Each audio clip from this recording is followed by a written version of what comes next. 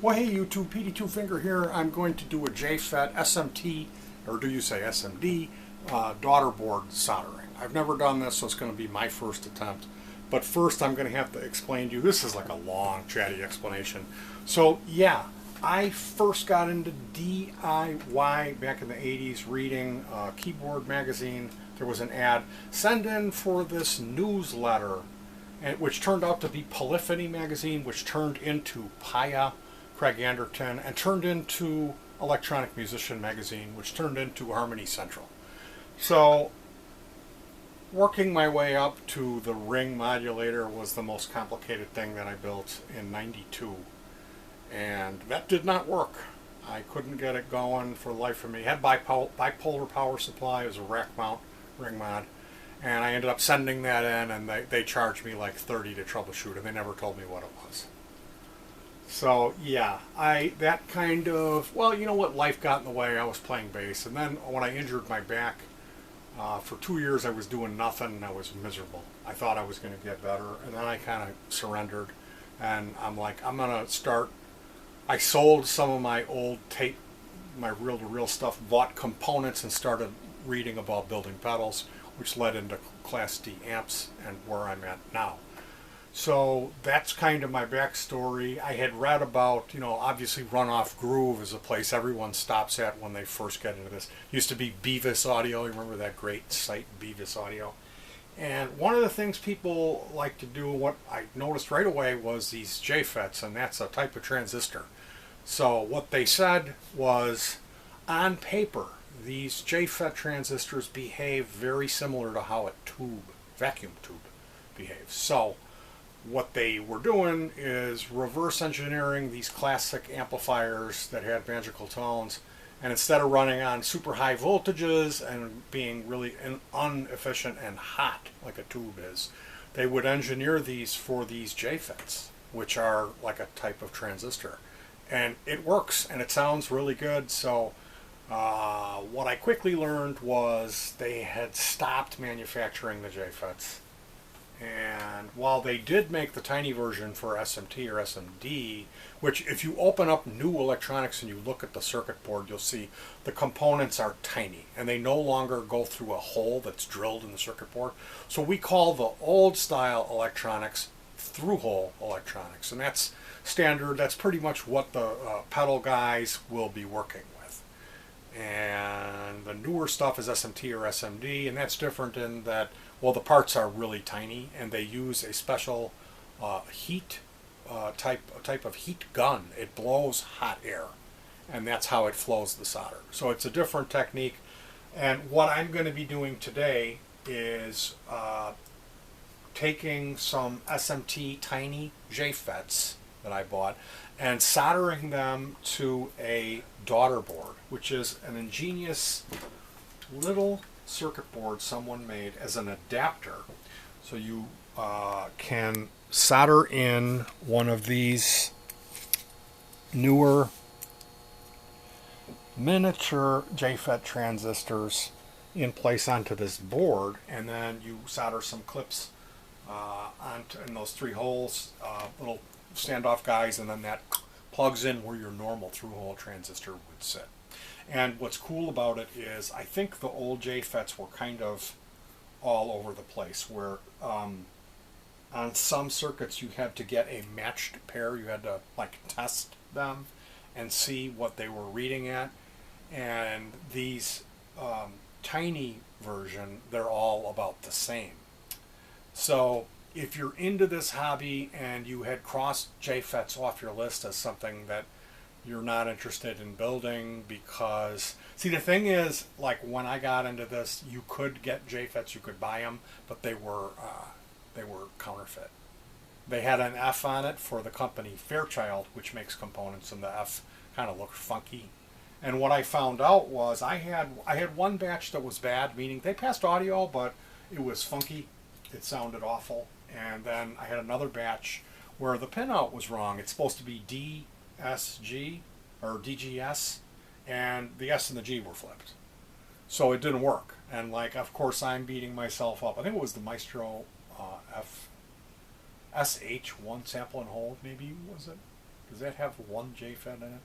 I don't know. It was some pedal that was kind of an advanced build, and I finish it up and it doesn't work, and I'm like, oh my goodness, it was a PCB, which my PCB projects always come up on the first try. They always do. And I was freaking out. And of course, it wasn't my fault. It was this JFET was wrong. So yeah, like I had built Dead Astronaut's Spitfire metal and blues pedal, never got that to work. And then I realized later that was just bad JFETs. So I had crossed them off my list. And of course, years are going by and everyone else is using JFETs. They're purchasing these little adapter daughter boards and soldering these little tiny guys on here. And I'm like, no, I ain't going to build it if it has JFETs. So I'm catching up finally. So if you're interested in building something with a JFET, you can go ahead and order the through hole size. If you can find them from a reputable supplier such as Small Bear or DigiKey or Mauser, that's what I would recommend that you do. But they're like $3 to $5 each. Whereas normally I'm paying like a nickel or 3 cents for a transistor. So you can see why I had an issue with it, why I got all mad and was like, I'm never doing those JFETs. So today, I'm going to try soldering my first one. I had ordered, they're called SMD J201, which is an SMD, surface mount device. I ordered 8 of those, and I thought that I ordered 10 of the boards. And I didn't order 10, there was only 1. I swear I hit 0. I was going to get a couple extra boards. And no, I got 1. So they didn't contact me and let me know, like, hey, we think maybe you misordered this. They just shipped it, which, great customer service, guys. That's all I'm going to say about that. So today, what we've got going is I'm going to shut this off for a minute. We've got a 30. This is like, it's rated at a 60, but it's really more like a 30. It's a fairly pointy soldering iron tip. And I have some thin. This is high-tech silver bearing solder. It's 0.015 diameter. So this is, if we grab my normal quote-unquote Kester that I normally use, my 1 pound roll of Kester that I have here, and we see that's the difference. So you don't want a galoob, you don't want a glob. This is small stuff, so we're going to use small solder. And then here I have some diet and regular flux, paste flux. So I've clipped, man, this is a chatty video. This is what's called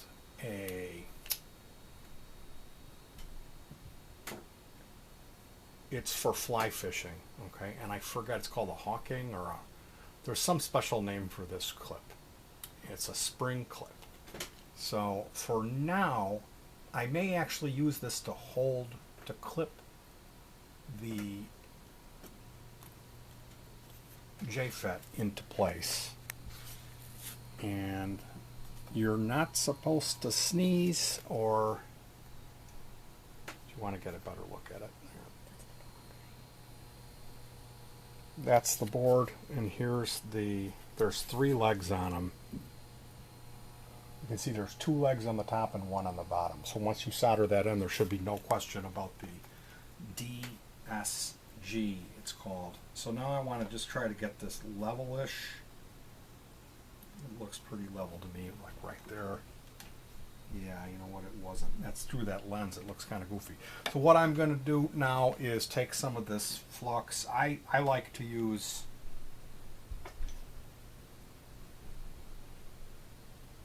plumber's flux. I use OT's brand or Harvey's brand. I don't use electronics flux, but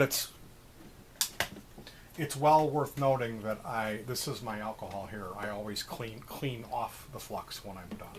So we do need to be careful of sneezing or type of knocking. Tremor. Yeah, we don't want to lose our little tiny electronic component, our JFET. So I'm using the X-Acto to open this. Oh, and it already went flying once. Man, this thing is tiny. So I gotta watch how I speak. I don't wanna.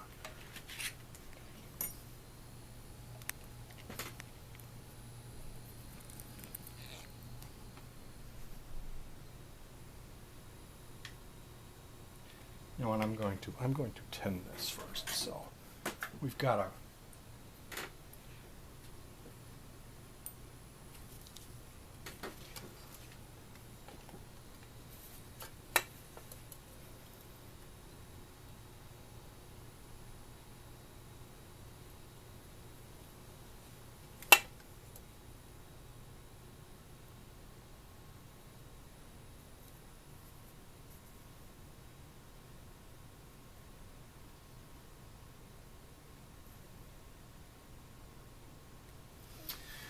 And anytime you're working with a PCB, a printed circuit board, those copper or whatever they're made out of, those traces can lift up off the board. So we want to one and done. We don't want to keep reheating it if we can. So the first step, I went ahead and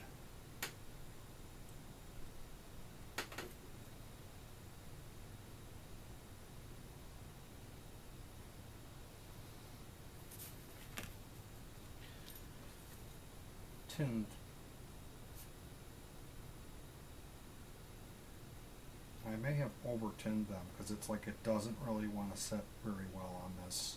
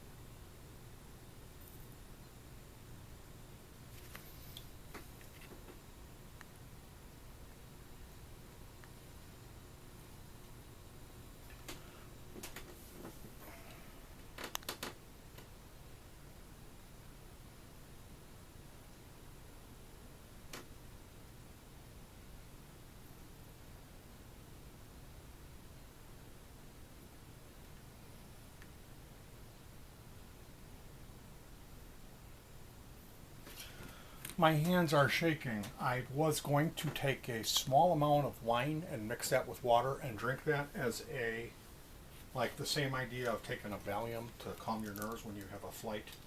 But I think what we can do is unclip this, and I'm going to turn it upside down. Now I'm going to pry at it with the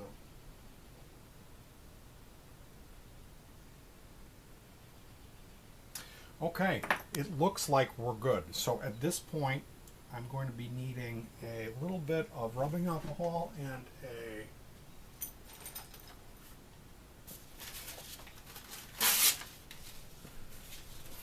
I've got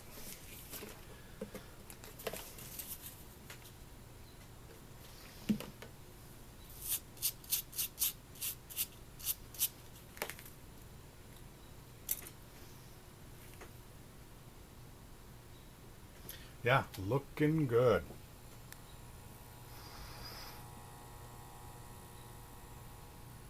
Do you want to show my fingers? It's kind of hot. You can kind of see it. Here's the... So yeah, people often accuse me of lying about that. Anyhow, what we can do is there's three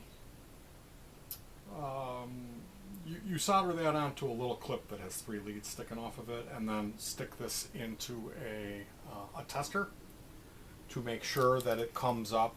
But I'm looking at it, it's soldered. Basically, I was kind of a little nervous about doing this when the idea first came up, and I ordered them and they came in, and well, actually I was confident. Then they came in and I looked at them and I was nervous. I was like, this thing is really, really small.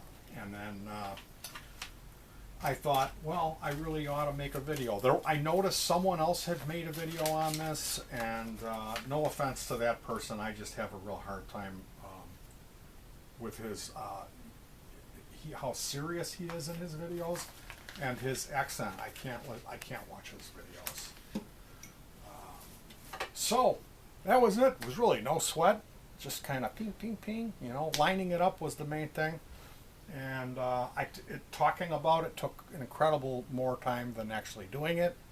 So I just wish I would have had if you know what a transistor socket looks like, it's a little pin that fits into an electronic socket. So there's rows of those, and then they have black plastic around it coming up. And then there's a socket where you pop something into it. So that's what I would put on my Vero board for this thing to pop into. And then those 3 holes, there's another type of clip where it's those same spaced little guys, conductors sticking down, and then the black plastic, and then sticking up, there's another half-size little posts.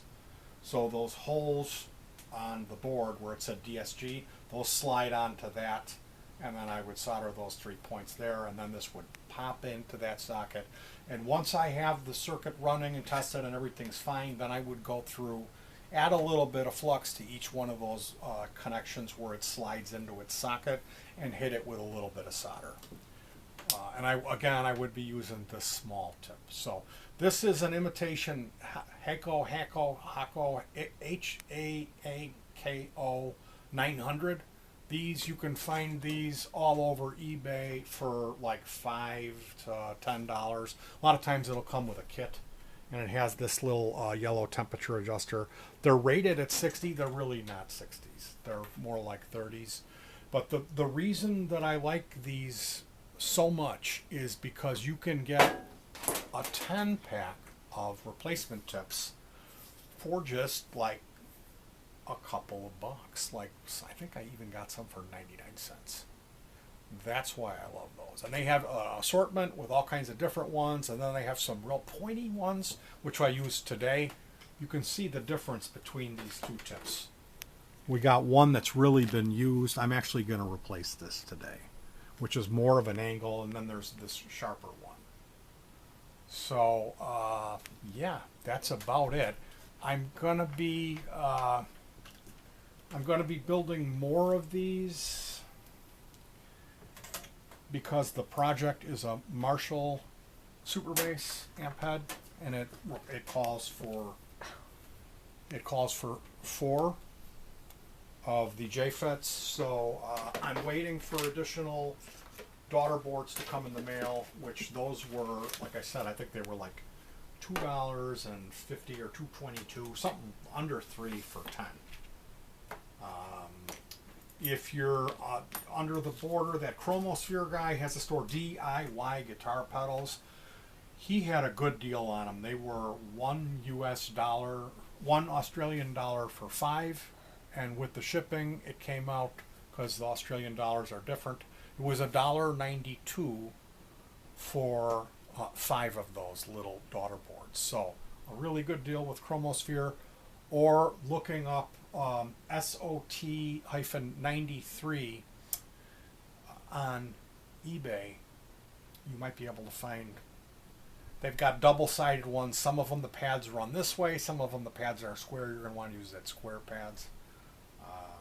And they're not labeled DSG, but for $1.50 for 10, as opposed to paying 50 cents a piece, I think you can live.